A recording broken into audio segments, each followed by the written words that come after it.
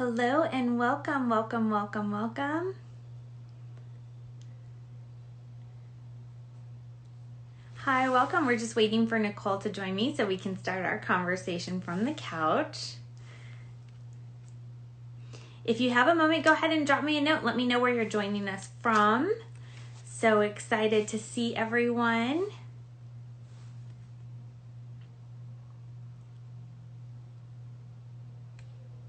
Hello, welcome. Go ahead and let me know where you're from. I'd love to find out where you're joining us from.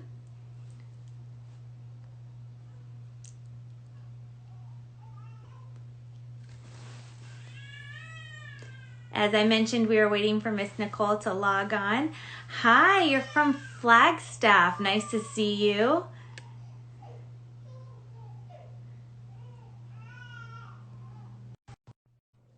All right. Also from Flagstaff, look at this. Northern Arizona showing up strong. Hi, Nicole. Hey Jen, how are you? I'm good. We've got everybody checking in, letting us know where they're joining from, and Flagstaff is showing up strong. Yes. Hello, New York. I love it. Ooh, Concho. All right, all Where right. is Concho? Arizona. Well, I know Says that. says so right next to her name. Colleen, that's up in northern Arizona, right?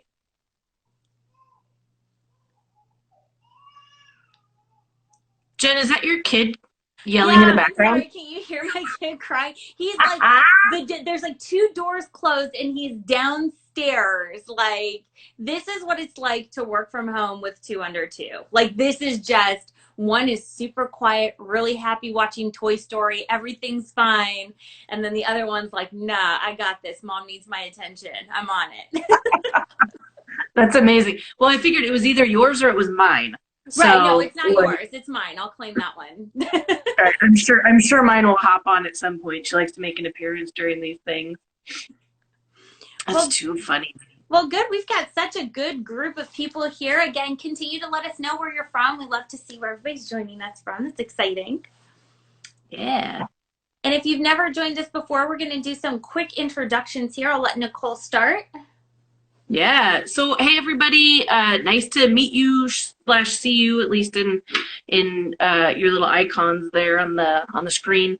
Nicole Lance, and I am a entrepreneur. I do organizational development consulting and women's leadership development all over the country. So I have my own firm, which is called Lance Strategies. I'm also a co-managing partner in a firm called Extraordinary Balance. So we do a lot of strategic planning, a lot of communications training for organizations, primarily in the municipal and the nonprofit space, but for a variety of corporate clients as well. So I've been able to do work with Google and some pretty cool companies and done some fun things there. But my passion is just working with women, and men too, but mostly getting a lot of joy out of working with women who just want to be better badasses and just kind of level up their lives. And so I love doing these with Jen every Friday afternoon. This is like the highlight of my week and what I look forward to. And yeah, you guys are in for a fun time with us. Excellent. Hi, everyone. I'm Jennifer Lawrence. I am a productivity and systems expert and coach. I work primarily with leaders and entrepreneurs in cleaning up their processes and procedures so that they stop time and energy leaks. And so ultimately, my goal, the great byproduct of that, is saving people money, but also empowering them to have what they think is a legitimate system that they can invite other people in, especially for entrepreneurs. That's really where my passion lies, in working with female entrepreneurs and helping them move from the chief of everything to the CEO that we all know we're meant to be. So I work extensively with Nicole on many fronts. We've known each other for quite a long time, and we love having these conversations from the couch where we have a very conversational conversation. That's the only way to say it, right? A conversational conversation. And it's always full of lots of practical tips. And even though we've known each other for so long, I always learn something. So that's why I love these too. It's a great touch point with a friend, but also I feel like I'm constantly learning from you. I know you've said the same about me. So I'm super excited to get this one started because we are tackling a super tough topic for everyone right now. You want to kick us Yes. off? Yeah. So, hey, actually, before we start, I just want to point out that I finally coordinated with your background up on Oh, your wall. wonderful. Yeah. So I know these are conversations from the couch, but with my little one running around, I can't ever actually steal any couch space to do this. So The I'm couch is not on. optional right now. Yeah, yeah. But I appreciate though that I finally got the color coordination right with what's behind you on the wall. Perfect. So every week Jen and I try and find a topic that is, relevant, timely, something that we're managing or we're dealing with in our own lives, something that we're hearing from other folks that we're talking to. And this week what we wanted to tackle was this idea of overcoming the overwhelm, because one of the pieces of input that keeps hitting, for both of us, but also for our clients and organizations that we're working with, is this kind of feeling that, holy cow, everything is coming at us right now, and we're overwhelmed, and it's too much input, and it's too much content to consume, and it's too much change to navigate, and there's too much unknowing, and there's too much yelling in the background, and there's too many people around us 24 hours a day because we're sheltering in place and can't go anywhere. And um it's really funny that we have this opportunity now to kind of practice, and I think, Jen, for you and me, to bring forward something that we've actually done webinars on this before, and we've done workshops and sort of things like that. And I know somebody just posted, it feels like a tsunami that's about to crest, right? And sometimes it might feel like that in the sense of your entire day, and sometimes that might feel like in the sense of, holy crap, the last 10 minutes since I got out of bed already feel like this, or the first 10 minutes after my toddler wakes up from her nap, hypothetically speaking. Um, and so what we were hoping for today was to really equip you with some strategies, and also just have some general conversation and back and forth. And I just have to address this comment that popped up about somebody, how can you look beautiful when most people are having grooming challenges? If it weren't for this broadcast today, there's no way this is what it would look like. And I had to force myself to do this at about 2:44 p.m. today. I was just gonna say that is so sweet, and so that's such a great compliment. But also, this happened at 2:15. Yeah, I was gonna say it's also very unrealistic for the rest of my week. We're giving you the Instagram version of us. Yeah, sure. exactly. Okay, so Jen, did I just pop everything up in front of my face? That's what it looks like on my screen. Yes. But Okay. it's okay. We can still see your beautiful face. Okay. Oh, there we go. So this idea of overwhelm is pervasive, not just in times of a global pandemic, but it was happening long before this, and it was happening, when you're trying to get out the door in the morning. It was happening in the middle of the workday when the emails are pinging through, and it's this kind of constant avalanche feeling. Somebody mentioned tsunami. Avalanche is usually the word I use for it. And so how do we actually begin to change that? Jen, we've got a couple folks that say they can't hear anything. I can hear you. If you can hear us, go ahead and give us a little wave or some hearts or something to let us know you can hear. I know a lot of Instagram is getting overwhelmed by being bogged down on the server because so many people are going live. So if you are having trouble hearing us, go ahead and log back in, and people will be able to get a kind of a reset on their Wi-Fi connection with Instagram. Okay. Perfect. I can see that people are giving us lots of love and some fingers and everything, so they can hear us. That's okay. Thank you for using that finger, though. Right. Oh my gosh, I'm so sorry. I meant to say thumbs up, and it just came out. It's Friday. It's Friday. Okay, so I want to jump right in with a couple tactics on what happens when you're in the midst of overwhelm, right? You feel like the Jenga tower is leaning over you, and it's just about to fall. So if you are in that space, the first one that I like to offer actually is something you can do for free from anywhere. And it's simply to leverage your body and your breath. And so back to basics. Let's get real simple with this. The first one is pandiculation, and it's actually the act of stretching. Oh, and you might yawn in the middle of it. And pandiculation is the scientific term for it. It's actually what any animal with a spine does. So if you've ever seen like a cat stretch, or a lion stretch out in the zoo, or a baby after a nap, and they kind of do that, the reason is that actually triggers some of the dopamine and those chemicals in your body that actually make you feel good. And so it's actually the opposite of a stretch. Your muscles are actually really contracting, even though it looks like a stretch. So it's a very natural thing to do. But what that'll do is it'll kind of just flood your system with the feel-good chemical. So even though you don't think you need it, just try it and see how that feels. So that's number one. Second tactic, when you're like standing under, the avalanche pile, waiting, watching those little pebbles start to fall off of it, is to pay attention to your breath. And I've shared this before. There's 156 neurons in our brain that literally spy on how you are breathing. And so if you're breathing shallowly, if your breathing is at an elevated or escalated rate, you're breathing quickly, those little neurons in your brain go like, oh, wait a minute, something must be going on. Do we need to be in fight or flight? And if you're not managing that carefully, and you're not like just exercising or something like this, your body can trigger fight flight, which is the high stress response.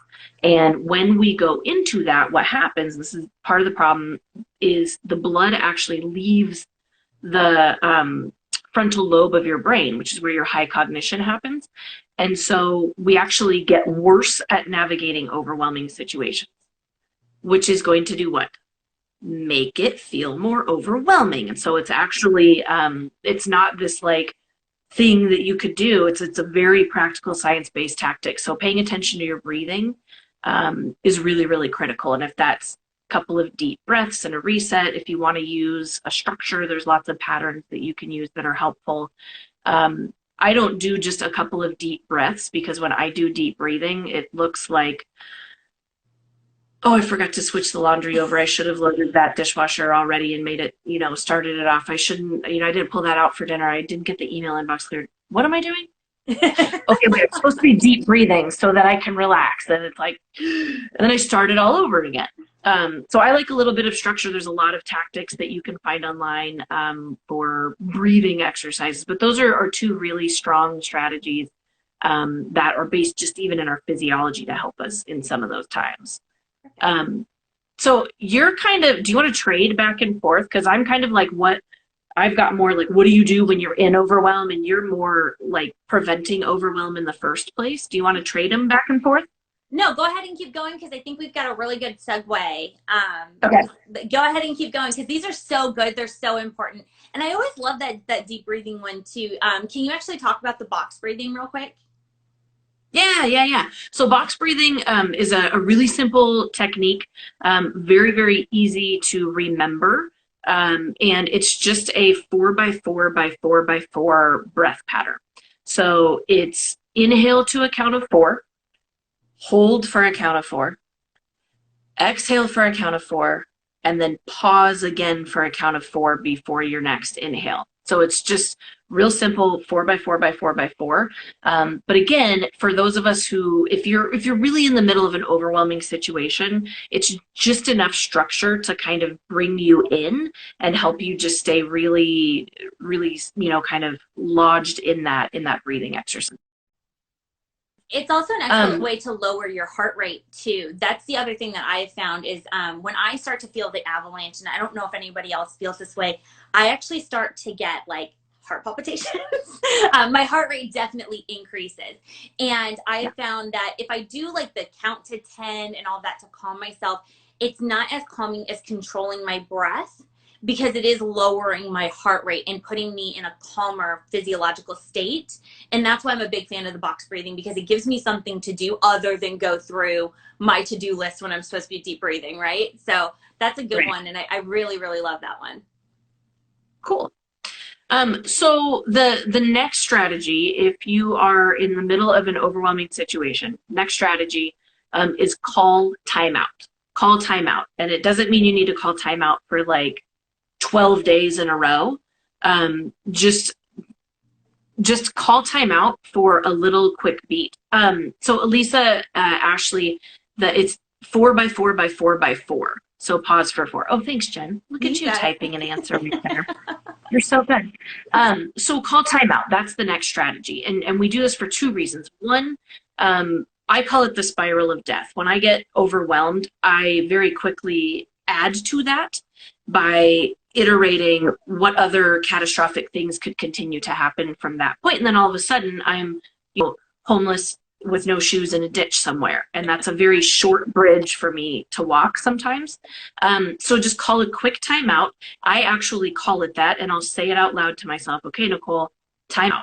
And it does two things. One, it stops the death spiral. So it stops that spin that I need a minute to say, okay, I'm just going to time out and let me get a handle on what's actually going.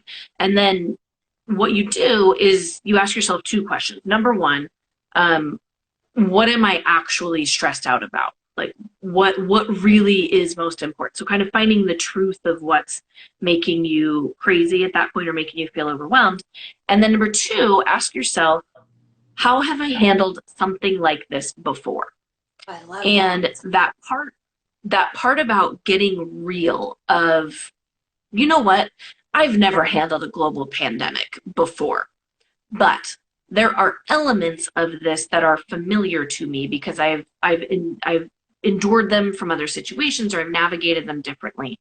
So it's a good reminder, one, to recover some strategies that maybe, kind of have you forgotten about or aren't at the forefront. And number two, it's a real perspective shift, right? To go from, I don't know what to do, to, oh, I've done at least a piece of this before and I was successful. Right. And I knew how to get through it. So I love that, those two questions, really getting the truth of what's going on. And then number two, that what part of this have I experienced before? What success have I had there? Third strategy is pinpoint of power phrase. And I try and have this one done ahead of time. When I get into overwhelming situations, and I have a tendency to get myself there, global pandemic or no, I have a tendency to do that. I spent a lot of years perfecting that technique. And so I like to have a phrase kind of in my back pocket ahead of time that when I notice I'm starting to feel that, I can return to that phrase and use it as sort of a framework to help me navigate. So my favorite one to use for overwhelm is it's boundary season. It's boundary season. Or it's a busy time, because that's what people say, like, well, it's just busy season, or it's a really busy time. And instead, like, I swap out busy for boundary and say, okay, it's boundary time. What does that mean? Where do I need to put some boundaries in? And that's a really good reminder, because when we do get overwhelmed, and you'll touch on this a little bit, when we don't have great boundaries around work habits, or, there are things that are infringing or situations that have occurred or changed that lead to us not being able to navigate them, from our best standpoint. And then it kind of just escalates from there. So it's boundary season is one of my favorite power phrases. And then the best one is build a plan of attack. And it's amazing how simple that is. And you have really great ways for specifically how to do this. But we're constantly in putting fire out mode. You have to step out of that and at least figure out the order in which you want to tackle those fires. Right. And that might be the only plan of attack is, if this fire is burning, this is the one that goes first, then this one, then this one, then this one, rather than just looking all around you and going, oh my God, everything's on fire. Even down to meal planning right now. There's a lot of folks I've heard from and I'm coaching with that, have fear around being able to go to the grocery store, getting what they need. And so for some of them, and I found myself a little bit in this camp last week, it turns almost into food hoarding or panic buying because I'm not being intentional about what we're going to use. Right. And so creating the plan of attack, here's what we're going to do. Here's actually what I have. And then, oh, I only need this. I only need this versus filling up the Instacart and, hoping that 2/3 of your order will get filled because you're not being intentional about it. Right. So, And then wasting all of that food, right, that you bought that you thought you needed. And then that creates a whole other problem because you're like, now I've wasted all this money and I've wasted all this yes. food and now I'm homeless and in a ditch, right? Yes. That's my spiral. So yeah, so creating that plan of attack, investing time in that, and then actually working the plan. Actually working the plan. And that's where your tips for kind of preventing the overwhelm, I think, are super, super critical. Yeah. Yeah. That's actually a great segue. Mind if I take it from you? Perfect. Okay. So, one of the tools that I use, I'm a very cranial person. I'm very much so like Nicole, but my vision of overwhelm looks a lot like Alice falling down the hole in Alice in Wonderland. I start seeing all these things that are grabbing my attention, and suddenly I've gone too far. I've fallen in. Things are upside down. Things are floating around me, and like, where's my cat? Like, it's the weirdest. I don't even have a cat, so like, it's like the weirdest sensation for me. And I am I make tasks lists. I'm a bullet point person. I like to see things clearly, and so one of my tactics to not only rescue myself from a moment of overwhelm, but to also consistently prevent it is to do brain dumps. So similar to Nicole's tips, what I would recommend, or how I typically give is I do some box breathing. I calm myself down, get the heart rate down, and then I grab a piece of paper. Or if you like using Word documents, open up a Word document, or if you like Excel, open up Excel, whatever your brain goes to, and just dump it all out. Whatever you're feeling, whatever you need to do, whatever's taking up headspace, write out your fears, write out the things that you need to buy at the grocery store, whatever is taking up space in your brain.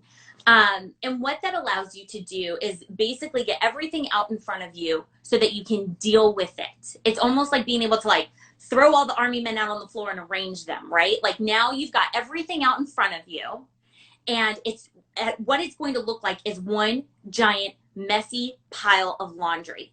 And what do we do with our laundry?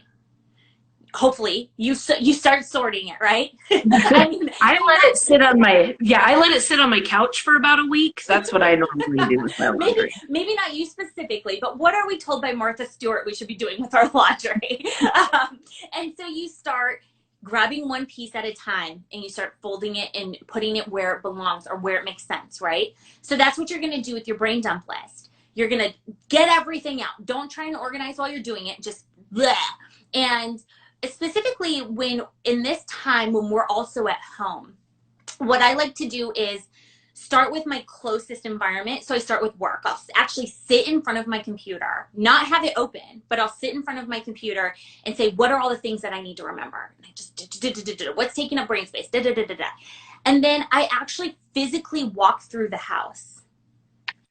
And I go to the kitchen and be like, oh gosh, the dishes still need to be done. And I haven't ordered groceries. And I don't do it.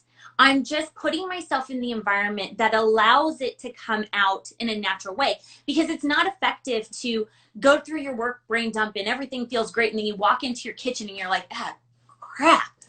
You know what I'm saying? Like, you're like, now there's more. The whole point of the brain dump is to get it all out. So I physically walk around the house. So you've got your pile, you start sorting, start batching pieces together, and start organizing. And this, going back to your analogy, is going to show you what your biggest fire is. And yes. The great thing about that is you're already batching your work, and you're like, wow, I really have been neglecting this, or this needs the most of my attention. So now you're able to basically sort things through. And I love the tip that just came through. Write them on Post-it notes and arrange the Post-its. If you're like a design thinking sort of person, or that's how you brainstorm, do that. I've seen people write them on index cards, because we all have index cards left over from college. Let's be real. They're in some box in the back of your office. Pull those out, write them down, and then arrange them. Whatever makes you feel good about getting your information out, whatever feels right for you. So you're going to batch everything together, organize it, recognize the fires, and then you can move into a place where you can start knocking things out. Because if you skip that step of organizing, what you're going to be doing is quite literally taking the shirt out of the laundry, going over to the closet, hanging it up, coming back to the pile of laundry, finding that pair of pants, folding it, and go and put it away, and then coming back. What you're actually doing is you're just chipping away at a pile, and then pretty soon your partner's just going to come in and dump more clean laundry on top of it. You need to strategize the way you're handling your fires. And that's what batching everything together does. Cool? Okay. Yeah. I love that. That just gave me like so much peace because what causes some of my overwhelm is I'll be working on something and then in the back of my head I remember like, oh crap, I've got to send that card. Oh, I've got to switch the laundry over. Oh, I need to do this thing or I forgot that we need to put this on the Amazon list.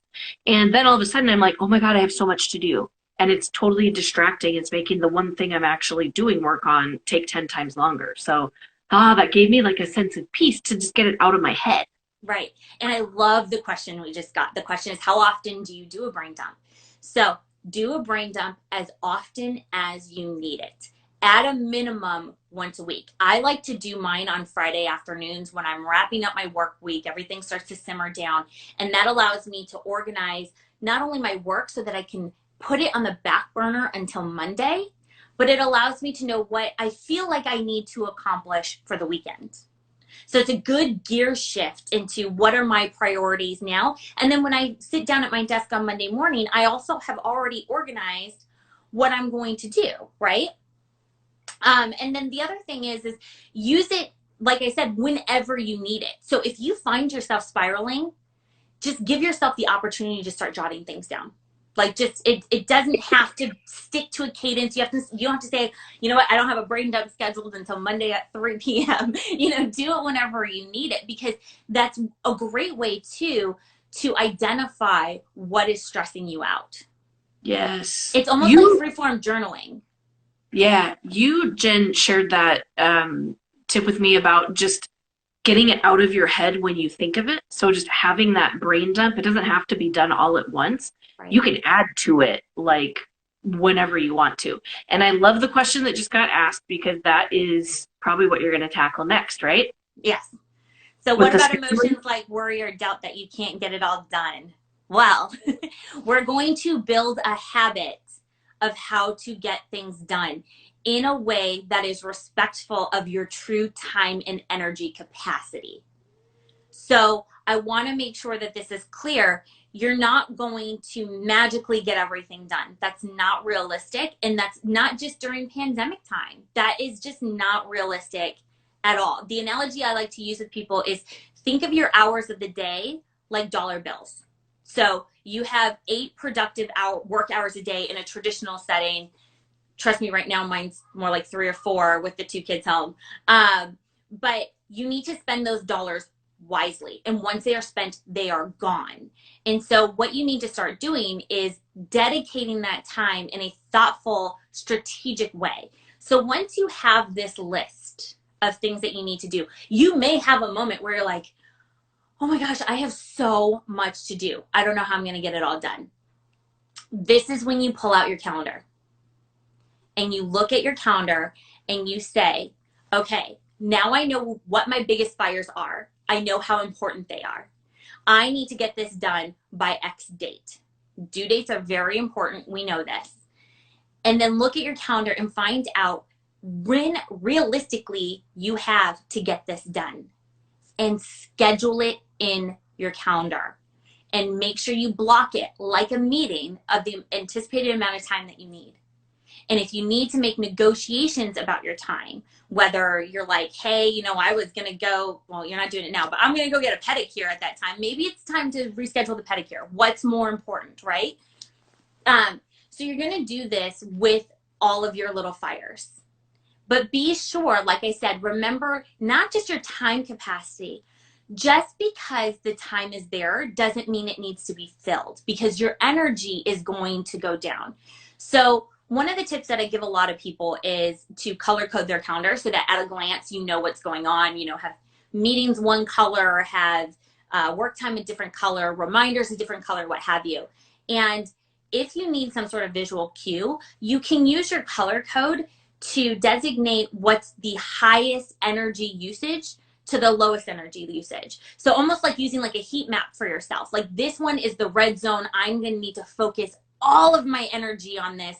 Maybe only have one red zone thing a day, right? I love that. I So love that. this way, as you're working through your calendar, you can say, okay, well, you know what? I said I only have 5 hours this day, on to the next day and on to the next day. And then go ahead and schedule it out to a point where you feel like you're back in control and that you can see the landscape going forward. And if you still have some items on your list, that's fine. You don't need to schedule everything, but keep that list handy so you can put it into a test management system that you love. You can put it in a notebook. You can put it somewhere where you come back to it later on your desk. You can pin it on a bulletin board, whatever you need to do. Don't throw out the list. But what I'm saying is you don't have to clear it. We're in this like habit of like inbox zero does not apply to your to-do list. It's never going to happen. So don't put yourself in a place of failure. You're going to fail if you expect that that's what it's going to do. So that's my big tip, is that you're schedule your tasks so that one, you know you're setting aside the time to do it. You know what energy to build up that day to tackle your day. And then you're actually chopping through this list in a way that puts you in control. Yeah. And on the back end of this, as you get into the habit of scheduling your tasks, there's this great byproduct that happens. And it's that when somebody comes to you and says, hey, I have this project that I'm really struggling with. Do you have time to help me? You can look at your calendar and you know if you do or you don't. And you can actually negotiate your own time. So if something blindsides you, you are now in the power position to make an informed decision. Yes. And I I love that. love this. This has come in handy so many times when I get calls from daycare that my kids are sick and they need to be picked up. I'm like, okay, that's not something I can control, right? I gotta go pick up my kids.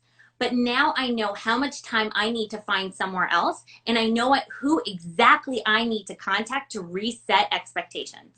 That's beautiful. That gave me so, like, again, like this sense of relief.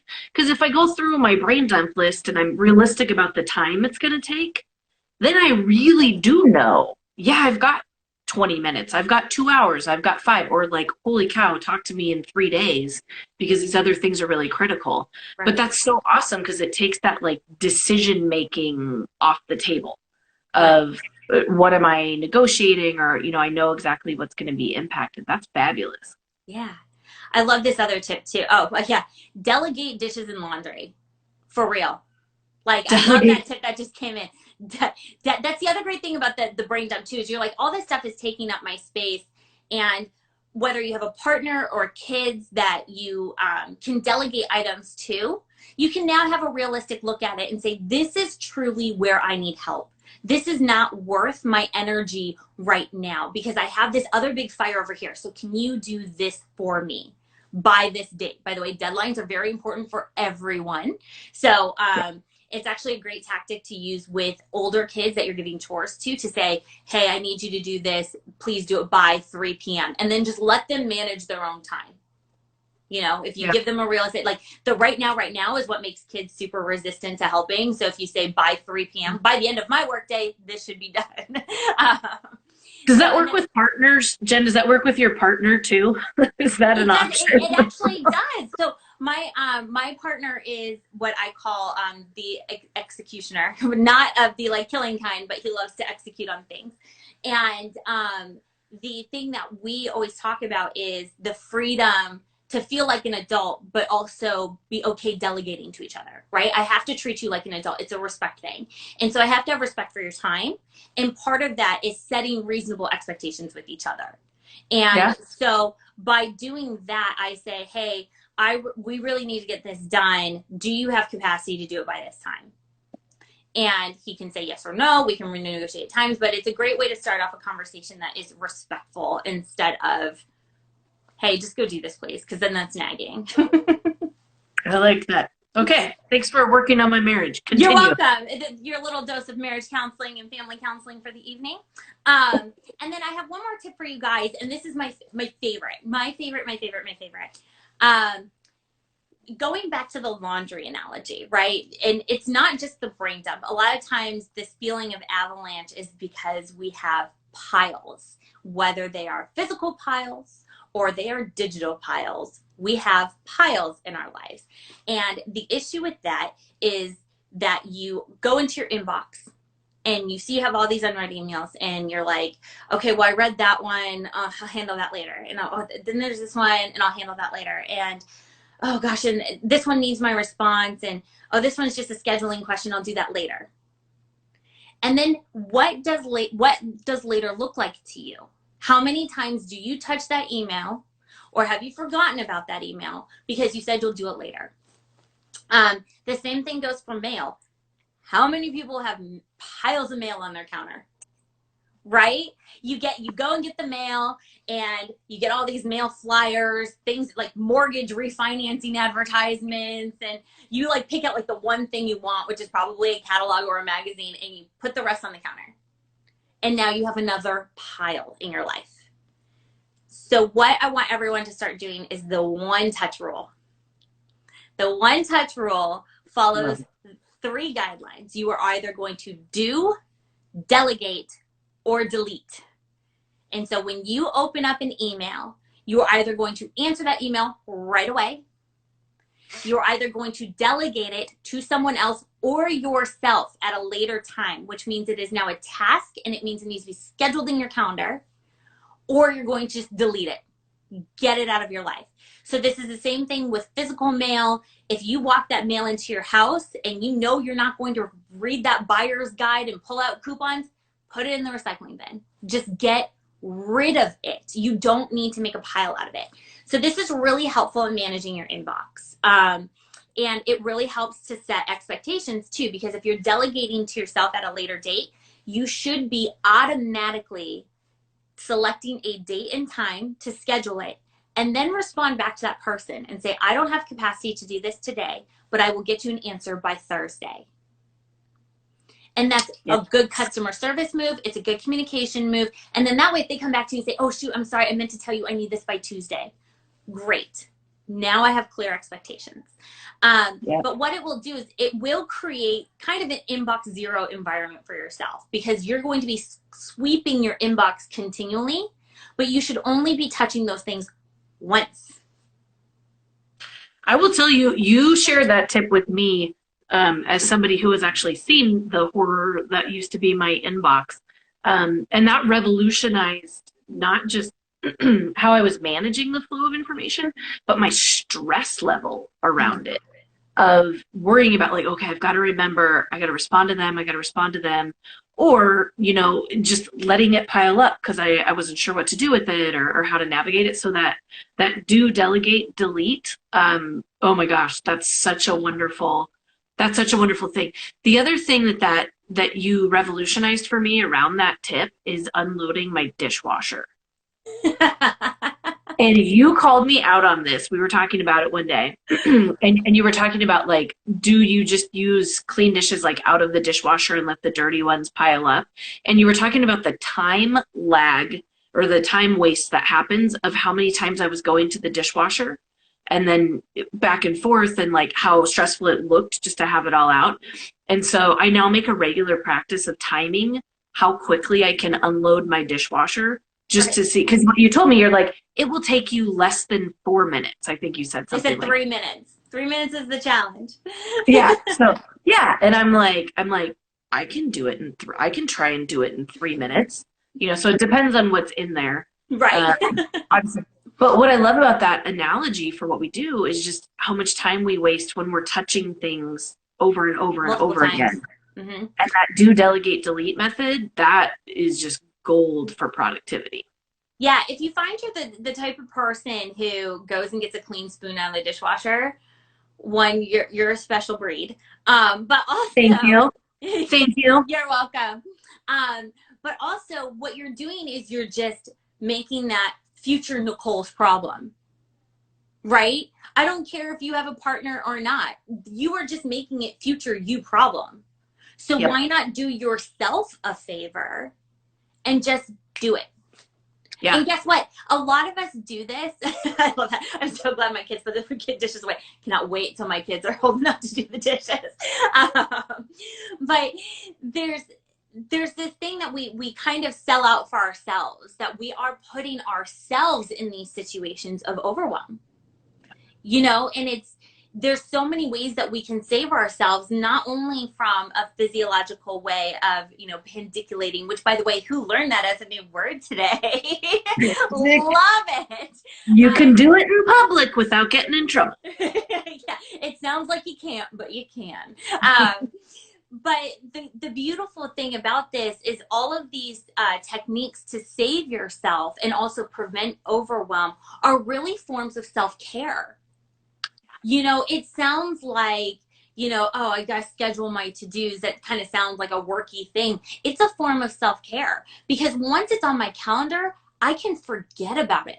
I'm giving myself the gift of brain space. I'm giving myself the gift of confidence that I can own my work day. I'm giving myself the peace of mind that I will have the energy to give the attention to all the tasks coming my way that it deserves. Yep. Right? I get to show up as my best self because I'm now preventing the overwhelm. And by the way, if I do get overwhelmed, I now know how to handle it. So it's not wrapped up in this, what, marketing experts want you to believe about self-care, right? I always love this in your presentations where you show the woman sitting in a bath full of bubbles with like Tahitian flowers around, looking over like the ocean. And we're like, that is not what self-care looks like every day. Sometimes it's a little bit more tactical. And I think that's not only more realistic, but I think that's a great way for us to ground ourselves. Yes. You know what I like about that is this idea of self-care, and a lot of people keep talking about this. What does that look like right now? And I love this idea that it can be as basic as finding a better way to do work or to manage life and priorities, and how really like loving that could be towards yourself. And then think about what that means for the people that you work with. Yes. Or the people that you live with. I mean, what an awesome thing to contribute to them. Hey, I'm showing up, like calm Brittany, not shaved head, umbrella wielding Brittany. Not 2007 Brittany. Yeah, like I'm showing up full self, full capacity, ready to go, because I've managed these other pieces in a way that's totally doable. I mean, it doesn't require a system or, an 8-course book I have to read, or, it's right. Schedule the to-dos, do the brain dumping consistently, like manage the time. And I love those, just so practical. And I don't want to have to add, and now I need to go care for myself. And now it's one more thing that I'm not getting done. And then that's adding to overwhelm. So the reframing of even looking at that as a really practical self-care strategy, I love that. Well, and you actually just touched on two things that are really important. One, you'll notice that neither Nicole nor I gave you something to invest in.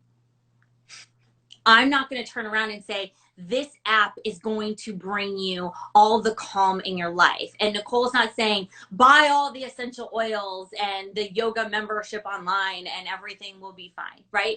So you need to first understand that overcoming overwhelm is something that you hold within yourself. You have the power to bring calm to your life, and it's internal. It's not an external force to bring in. The other thing is self-care is important. So as you're brain dumping, a lot of the things that will come out are shoulds. I should be reading more. I should be running. I should be. The first one that comes out as I want or I need, those are the ones that are your bigger fires. And I don't care what those fires contain. If that fire is burning, you schedule time to do it. I have lunch scheduled in my calendar every day, because I enjoy sitting down and eating food, right? And I enjoy sitting down and eating food not in front of my computer. So it's lunch and reading time. I read for the 30 minutes that I'm eating lunch, and it's my alone time. It's really important to me to start running again. So those are in my calendar. and I treat them like meetings. I show up for that. And that's my form of self-care, but it's also a big fire for me. So that Yeah. is something to consider. Yeah. So you know the way that showed up on my, well, you know it, the because you and I came up with it together when we were looking at my kind of overwhelm. So I came up with Nicole investment time. Mm-hmm. And it's I try and get an hour of it, and it's an unscheduled block of time. It's scheduled in the sense that it's reserved on my calendar at the end of the day, but it's time for me to use for whatever is highest value, most strategic for me at that point. Sometimes that used to be going to the gym. Sometimes that was just having a reset till I switched back into mom mode at home, Mm-hmm. so that I could show up there ready to go. Sometimes I would look at that time and say, you know what would feel best right now is answering these 12 emails or getting Right. these things on my list done.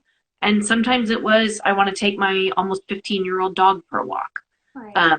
But that Nicole investment time on my calendar was so meaningful to me. And it's something I've struggled to put into practice here in this current situation, but I'm working back towards. And so I love that too. And that's a great point too, is and this is gonna be my last point because I could do this all day long. Like I just want you to have a better life. Is if you feel like you're getting off track or you have gotten off track. Like we've all done this with dieting and exercise, right? You're like, I'm gonna work out every day, and then suddenly you're off track. The best way to reset yourself is to brain dump. Sit down. It's like hitting the reset button and you're like, okay, let's do it again. Right? And this doesn't need to be an extensive exercise. I don't want you to, I mean, you can if you want to, but like don't sit down, light a bunch of candles, sit in a room and be like, all right, we're brain dumping. If that's what brings you calm, cool. But That's you can, kind of how I do it, just so right, you right. I know. mean, it's cool if you want to. I mean, Nicole and I both journal extensively. We just journal differently. Did you notice my mug? It says "Don't hate, meditate." I love that. That was my. But we meditate differently too, Jen. We absolutely meditate differently. I was just gonna say, if anybody sticks around with us long enough, you're gonna figure out how we both meditate very differently. And I hesitated for a long time to call it meditating, but when I run, I fall into a meditative state, and I didn't realize that until I realized what was happening. But going back to brain dumping, just do it when your heart rate is rising. So if all you have available is like the family calendar in the kitchen, wipe that stuff clean and just start writing, right? Like use whatever's at your disposal to bring yourself a sense of control. That is the most important part. And again, there is no such thing as failure if you keep trying. Awesome. Okay, so my kind of closing conversational piece here for everybody. Number one, thank you for joining. Number two, please be affirmed in however you are navigating this time, whether it's inspiring to you to think about, changing a strategy for how you're managing work, or if that feels overwhelming, then give yourself permission to do something else. These are strategies that have worked for us individually, for us with clients. But really, that my final tactic, if I could give you anything, is the permission slip of give yourself permission. If there's something that shouldn't be the top thing that you want, but because there's all this other stuff that makes more sense, but that's really the thing. I guarantee you that's taking up brain space too. So give yourself permission to do that. Give yourself permission, to show up however you need to show up in a space where you have the freedom to do so, and just be affirmed in what you're doing, because this is an unprecedented time, and I think connections like this are critical, and that self investment time is so critical. So Thank you all so much for being here. And Jen, I'll have to see if I have anything else in the closet that matches the background next week. Matches my ribbon cross stitch board behind my head. Yeah. Just Yeah. don't change your wall hanging. Oh, trust me, that's not coming down. That thing took me so long to make. Again, I want to thank everybody for being here. Please stay connected with Nicole and myself, either here on Instagram. We're both on LinkedIn. We're both on Facebook. We would love to have you there. We will also be sending this out onto YouTube and our email list. So if you didn't catch everything, it will be on my stories for 24 hours, and then we'll find its way to YouTube, and we will be sharing it out. Thank you so, so, so, so much for visiting us. Have a wonderful, joyful weekend. Yes. Hello, everybody. Bye. Bye, Jen.